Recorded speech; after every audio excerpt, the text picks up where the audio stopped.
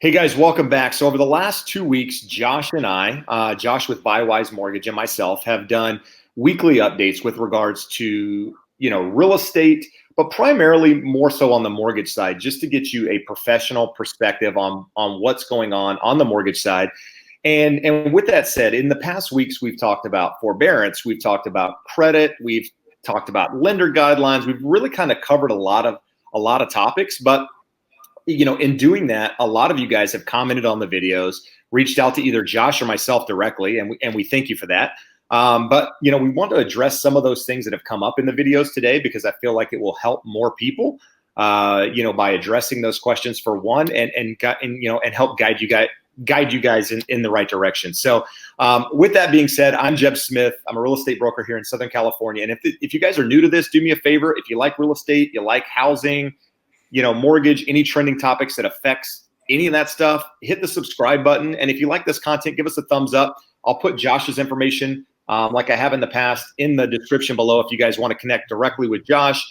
He's doing updates, I think, on Facebook, on YouTube, on LinkedIn, maybe like basically across more or less all platforms, a couple of nights a week where he takes 20, 30 minutes to dive into more or less one topic versus what we're going to cover today in short form.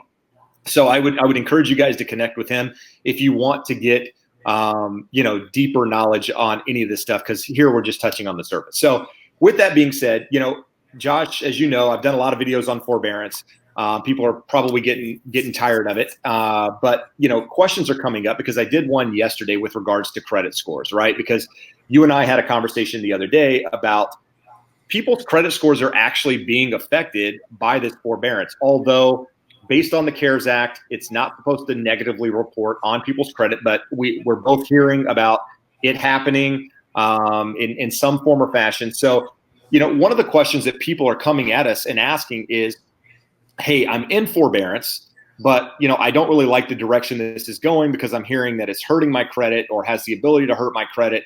I think I just want to get out of forbearance because I want to be able to buy a house in 6 months or refinance my house or whatever it is. So, with that said, if somebody is in forbearance and they decide that it's not for them and they want to get out, are they in a position to then buy a house in 6 months or a month or refinance, whatever, if they've been in that forbearance period? Yeah, it's a good question. In terms of the mortgage market right now, the way lenders are looking at it, and we've talked about this before, the mortgage market is really vanilla right now. We have the federal agencies, FHA, VA, USDA, and then the Fannie Mae and Freddie Mac backed mortgages.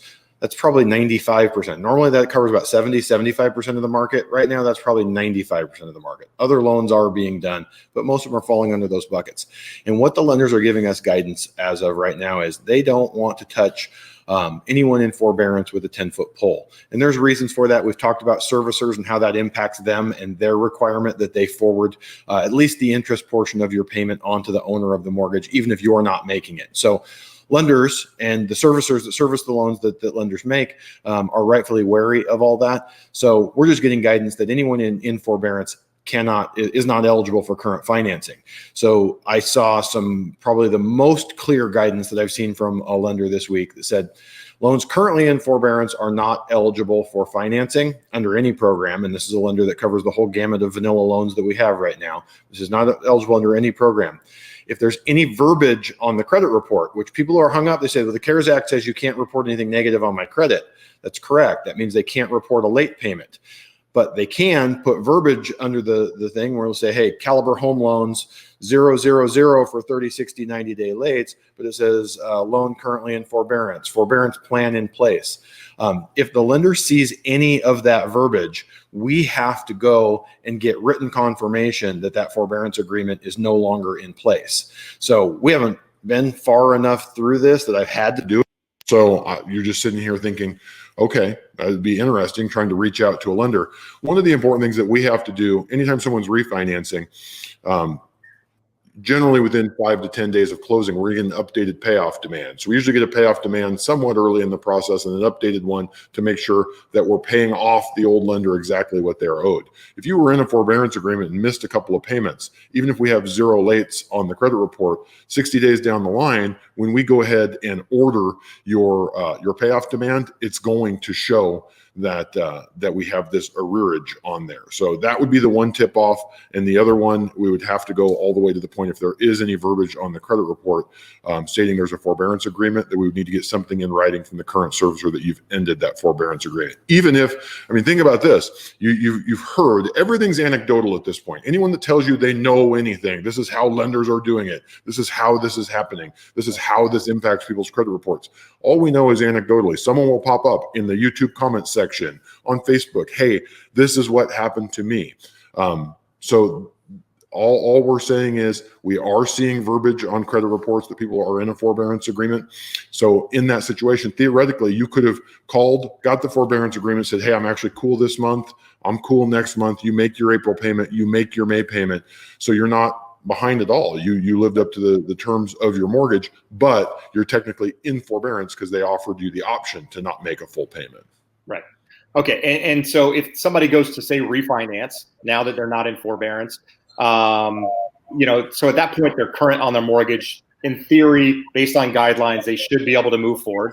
But if, say, for example, they show with the payoff demand shows past due payments, whatever reason, they got to bring that current before doing anything or moving forward. But in theory, there's no way for them to get out of forbearance if they haven't made that past due payment. Correct. And that's one of the big things we've been talking about. I had a client call me this week.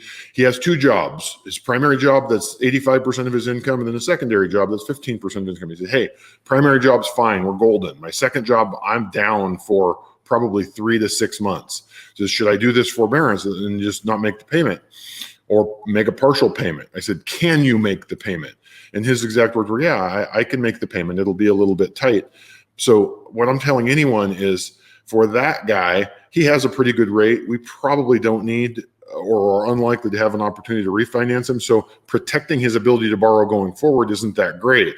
But if he has any thoughts of moving up or refinancing at any point in the next 6 to 24 months, I'd be very careful about the forbearance, just because there are negative repercussions of it. And you would hit at something that's really important that we really are not going to know for 2 to 3 months until we see multiple examples of this. But saw David Stevens, the former president of the Mortgage Bankers Association of America, he posted that someone had sent him, it was a borrower that got a forbearance agreement 3-4 weeks ago, like right when this hit. Do not have any late payments on their credit report, but it does have the verbiage on there that they're in a forbearance agreement. And that with their credit monitoring, they do the Experian credit monitoring, and they dropped 40 points just based off of that verbiage. So again, that's anecdotal. That's one person. I can't tell you that's a fact. I can tell you this person said last month, this is what it was. This month, this is what it is. The only thing that changed is this verbiage that's on there. So it is important to note that the CARES Act states that they can't report anything negative on your credit. It doesn't mean they can't make factual comments on there. And the mortgage, the FICO scoring model is truly a black box. If we knew what was in it and could model it exactly, then we wouldn't need FICO to run those scores for us and charge us for it. So they're never going to tell us exactly what's in there. It's a true black box. And on some degree, what we're seeing is that the verbiage that is comments on your trade lines are also having an impact on your credit score, not just the reports of 30, 60, 90-day lates. Got it. And so to follow up that, for anybody watching, if you guys have read any of the comments on these videos, there's several people who have commented in the video that we've done that have mentioned exactly what you just said. Hey, look, nothing has changed on my credit, month over month. And, for the last, say, 2 to 3 years, it varies maybe 2 to 3.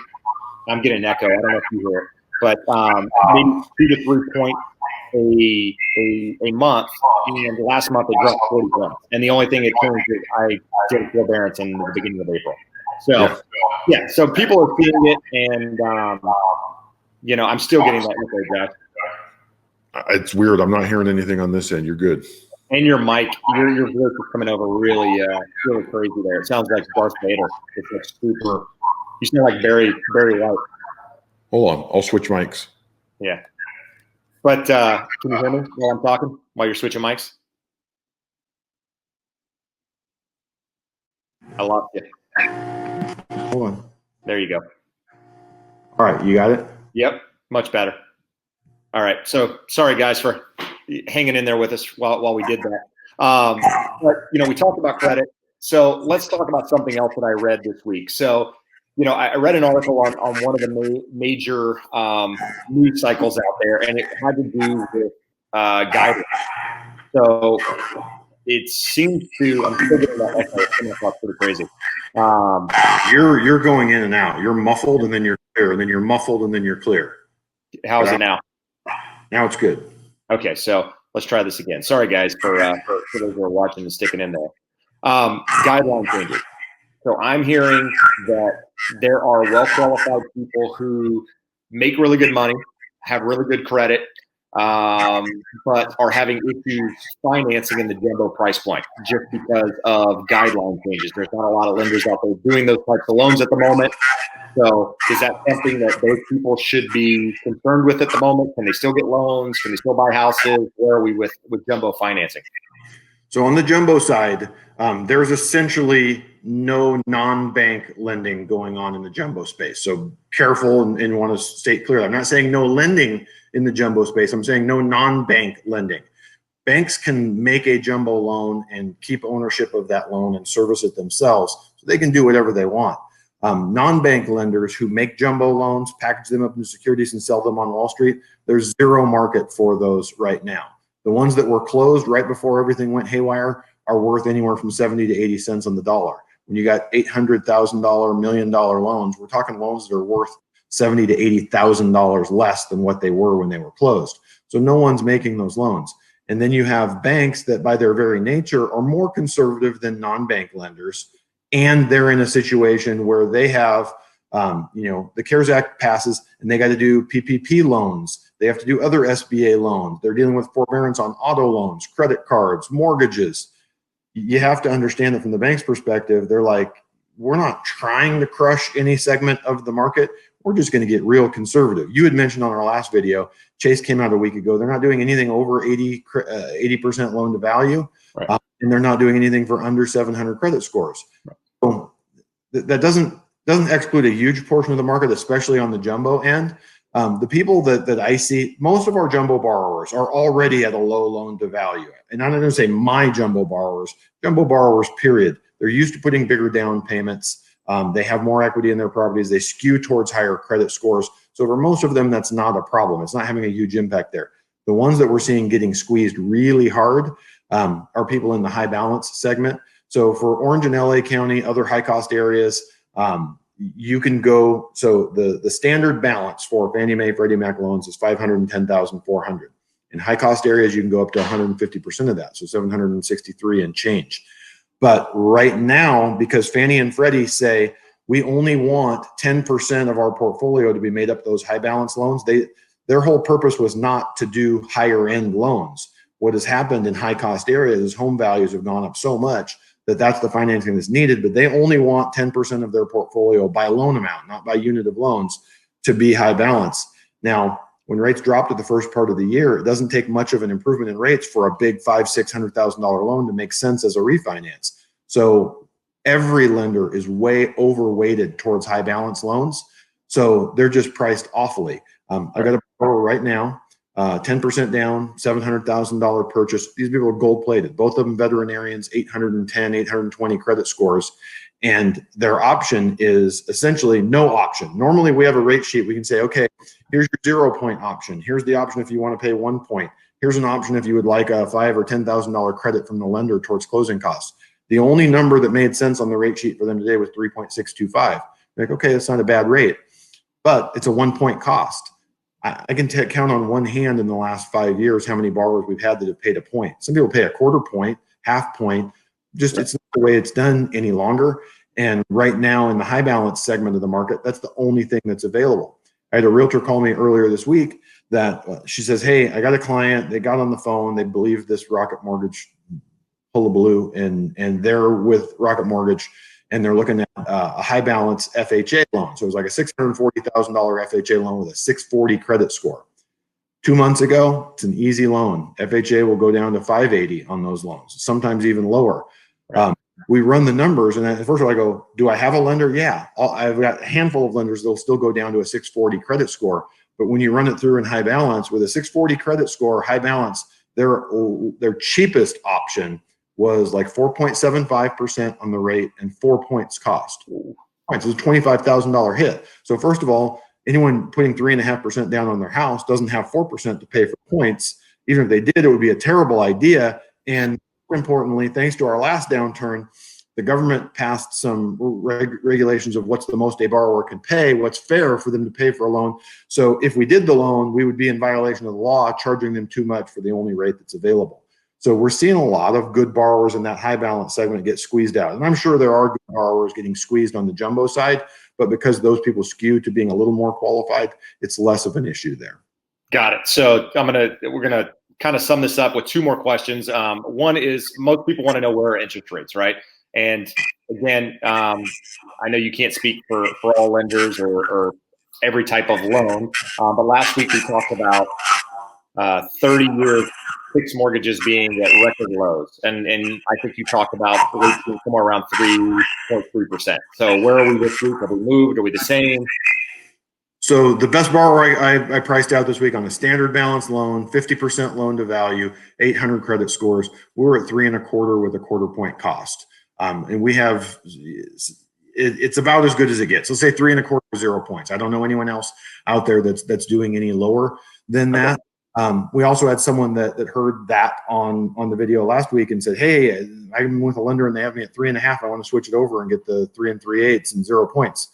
Well, that person had they had good credit. They were a 715 credit score, but they were a 78% loan to value. So what's people to remember is every step down in 20 points in credit score, the rate's a little bit higher. Every step up 5% in loan to value, the rate's a little bit higher.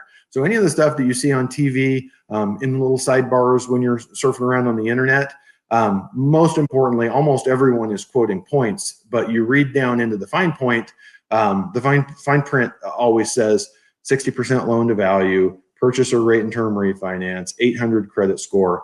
So it's a real rate, it exists, but most people have some blend, some combination of hits to rate and fee that put them a little bit higher than that. So I always caution people, don't get excited when you see a commercial that says this rate, because first of all, you're paying 1.5 to 2.5 points to get it. And it's for that one perfect borrower that's a 50% loan to value with an 800 credit score and all that fun stuff. But Got it. The rates are really good for the well-qualified borrowers in the standard balance range. When you get into the high balance stuff, all bets are off because it's changing day by day. In my videos, we've shown the bond chart. We're going on like 22 straight business days where mortgages have traded in this tiny little range like this. So rate sheet should look okay.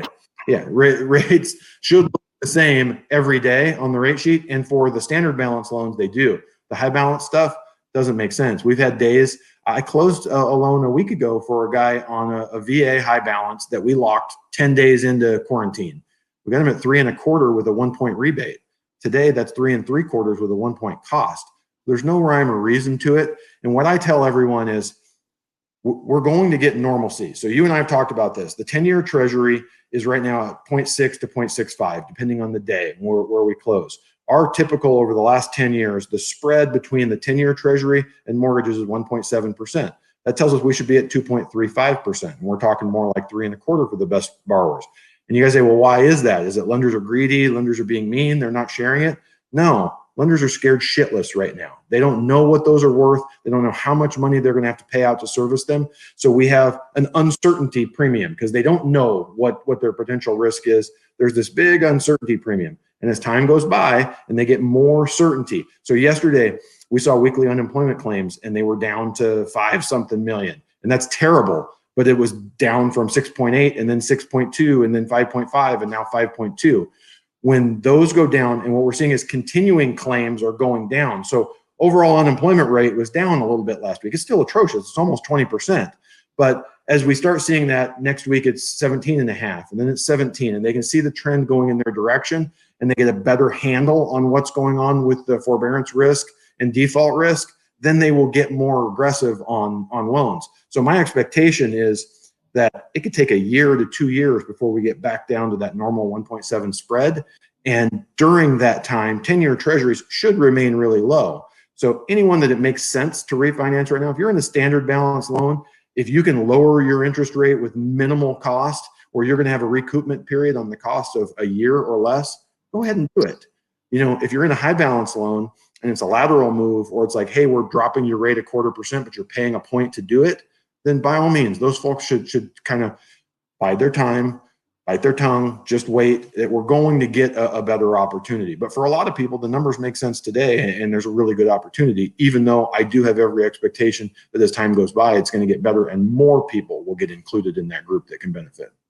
Got it. So I was going to ask the question today of what you thought about the housing market in general. Where do you think it's going in 6-9 months? I had a conversation with a neighbor prior to us having this call, and I asked him, I said, point blank, if you were buying a house right now, what would your concern be? And he said, my concern would be, like, I just don't want to buy a house and in 6 months the market tanks. Like, I want to know that the market's not going to crash. Yeah. And so my question to you is, should we address that today, or should we put that as a teaser and start our conversation next week with it? Well, let's go deeper into it next week, because literally that's a 10 or 15-minute conversation with really good information there. Right. But I'll give you the short answer that I give to anyone. If you ask me where home values are going to be in 6 months, I tell you there is a likelihood that they're going to be lower than where they are right now. If you ask me where they're going to be in 2 years, they're going to be higher than they are right now. And there's facts. So we'll get into that next week. We'll give you all the facts as to why that is the case. And the only reason why they're likely to be lower, or there's potential for them to be lower in 6 months, is what we're seeing is 50% of the demand that we were seeing 2 months ago, meaning buyers just aren't out in the market. They don't want to go look at homes. They're uncertain. They want to get some clarity. They're asking the same question: is the market going to crash? But at the same time, we also have sellers taking their homes off the market. So the supply-demand balance is pretty much essentially what it was: the same amount of buyers searching for the same amount of available homes. So there will be some instances where people are in a forced sale. They have to move for a job. They have to move for a divorce. Something happens and they'll say, I don't care that my neighbor sold for $25,000 more. I'll take that hit. So we're going to see some of those sales on the books. And we're also going to see the good homes, the nice homes that really show well. Right. People are still out there buying. They're going to sell at a normal price. But anytime there's maybe a slightly less nice home, a weird location, distressed, has to sell, we're going to put some low sales on the books in the next 6 months. But yeah, let's go through and we'll give you all the details of why 2 years from now, home values are 100% going to be higher than they are today. And I'm not saying they're going to be 20% higher, but 5%, 8%, 10%. So I'm gonna pose an argument right here before we shut this out, though, is that you said buyer demand's down, right? Inventory's low, buyer demand's down. But could it be that buyer demand's down just because buyers are looking and there's absolutely nothing to buy? And so, I'm looking at the market and there's only shit houses out there. So you know what? I'm just gonna take some time off and sit on the sideline. So, but the other thing is buyer demand down because there's a virus floating around, or is buyer demand down because there's literally nothing to buy? I mean, we're at 1,900 homes in Orange County. I mean, it's insane. So, but anyway, we'll wrap it up there today. Josh, any final parting word? No, the thing I would say is, look, real estate and mortgage professionals have never had more time. Not because we're not busy and not doing stuff. We have more time because there's nothing else to do. So I can either turn on Netflix or I can talk to clients in the evening time. If you have questions, you want to talk through something, a lot of times just asking questions and hearing some answers and talking it through. A lot of the time, these people that are calling off of these videos, we have a 20, 30-minute conversation. They get themselves to their own answer just by being able to talk through their thoughts. So if you have something you want to go through, if you're thinking about refinancing, you're thinking about buying, selling, give one of us a call. More than happy to spend some time going through it and help you work through your own thoughts and arrive at your best decision. No, and do us a favor, comment below. If you like the video, great. If you think we're clowns, mention that too. You have a question, we're answering the comments, guys. So, put it in there. We'll reach out to you and address your question. And as always, if you can be assistance, reach out. We'll be doing this again next Friday, so we'll see you again then. All right. Thank you, sir. All right. See you, bud.